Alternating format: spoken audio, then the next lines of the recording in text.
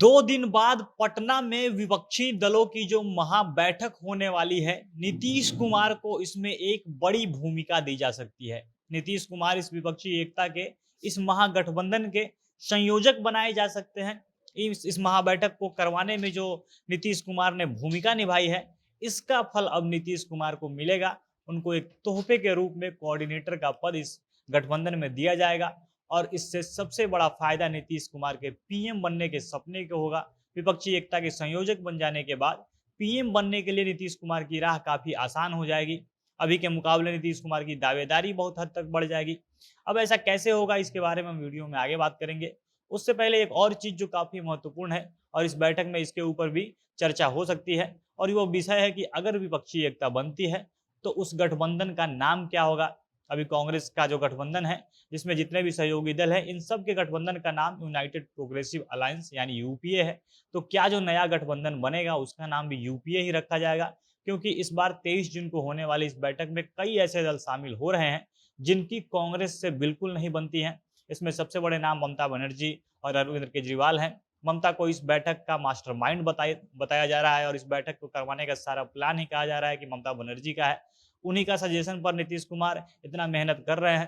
तो क्या अरविंद केजरीवाल और ममता बनर्जी जैसे लोग अपने गठबंधन का नाम यूपीए रखने के लिए तैयार होंगे, या ये लोग कुछ और नाम रखना चाहते हैं? विस्तार से इसके बारे में हम वीडियो में आगे बात करेंगे।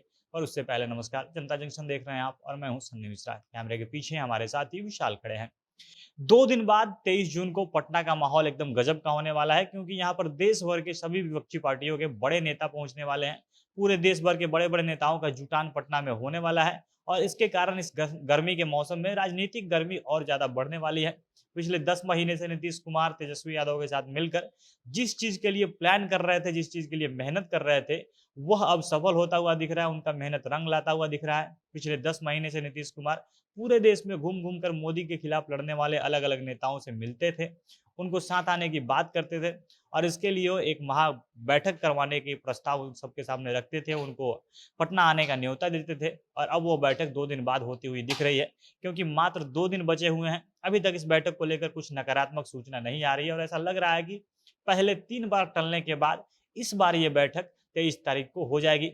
जानकारी मिल रही है कि देश भर से इस बैठक में करीब 18 पार्टियों के नेता शामिल हो रहे हैं और जब ये सारी पार्टियों के नेता पटना में होंगे और सबके आपसी सहमति से जो महागठबंधन बनेगा, तो नीतीश कुमार को उस गठबंधन का संयोजक यानी कोऑर्डिनेटर बनाया जा सकता है। अब ऐसा इसलिए हो सकता है क्योंकि ये सारा का सारा किया धरा नीतीश कुमार का है। पिछले 10 महीने से वो देश के अलग अलग राज्यों में घूम घूम कर जो मेहनत कर रहे थे, सबको मोदी के खिलाफ, भाजपा के खिलाफ लड़ने के लिए एक मंच पर आने की बात वो सबको समझा रहे थे, उनको मना रहे थे और इन सारे मेहनत का फल नीतीश कुमार को संयोजक पद के रूप में दिया जाएगा, क्योंकि वो नीतीश कुमार ही हैं जिनके कारण ये चीज संभव हो पाया है। उन्होंने सभी विपक्षी नेताओं को 2024 के चुनाव के लिए फॉर्मूला दिया कि कैसे क्या करना है, कैसे ये सारी पार्टियां जिनके बीच आपस में मतभेद है, ये लोग बीजेपी के खिलाफ लड़ने के लिए एक हो सकते हैं। और इसके लिए नीतीश कुमार ने एक के खिलाफ एक का एक फॉर्मूला दिया था। अब एक के खिलाफ एक का मतलब है कि बीजेपी के एक उम्मीदवार के खिलाफ उनके विपक्ष में चुनाव लड़ने वाले भी एक ही उम्मीदवार हो, यानी किसी भी एक सीट से अलग अलग कई सारी पार्टियां बीजेपी के खिलाफ नहीं लड़े।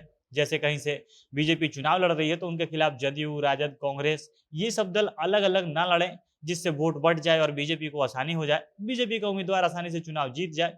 इसके बदले में ये सारी विपक्षी पार्टियां एक होकर अगर बीजेपी के खिलाफ लड़ती है और महागठबंधन से एक उम्मीदवार अगर बीजेपी के खिलाफ लड़ेगा, तो सभी पार्टियों का वोट एक साथ जुड़ जाएगा और बीजेपी को हराना आसान हो जाएगा। नीतीश कुमार चाहते हैं कि कम से कम 450 से ज्यादा लोकसभा सीट ऐसा हो जहां पर इसी एक के खिलाफ एक वाले फॉर्मूले के तहत चुनाव लड़ा जाए, और यही सब फॉर्मूला देकर नीतीश कुमार सभी पार्टियों को मनाकर एक मंच पर ले आए हैं और इसीलिए उनको महागठबंधन के संयोजक का पद दिया जा सकता है, जिसके बाद नीतीश कुमार की हैसियत इस गठबंधन में बढ़ जाएगी। एक तरह से उनको गठबंधन के नेता के रूप में मनोनीत कर लिया जाएगा और इससे नीतीश कुमार के पीएम बनने का राह भी आसान हो सकता है।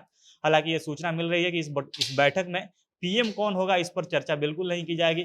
पीएम उम्मीदवार को लेकर बाद में बात होगी, लेकिन इस बैठक में ये तय हो सकता है कि जो गठबंधन बनेगा उसका नाम क्या रखा जाएगा। इसका नाम यूपीए ही होगा या कुछ और रखा जाएगा, या बिहार में जो महागठबंधन है उसी के तर्ज पर इसका नाम राष्ट्रीय महागठबंधन रखा जाएगा। इसका फैसला भी 23 तारीख को इस बैठक में लिया जा सकता है। बाकी देखना है जब बैठक होता है तो उसमें क्या कुछ होता है। इससे जुड़ा कोई भी अपडेट अगर आता है तो हम उसे आप तक पहुँचाएँगे। बाकी आप इसको लेकर क्या कहना चाहते हैं? अपनी प्रतिक्रिया आप कमेंट बॉक्स में लिख सकते हैं। जनता जंक्शन देख रहे थे आप, बहुत-बहुत धन्यवाद।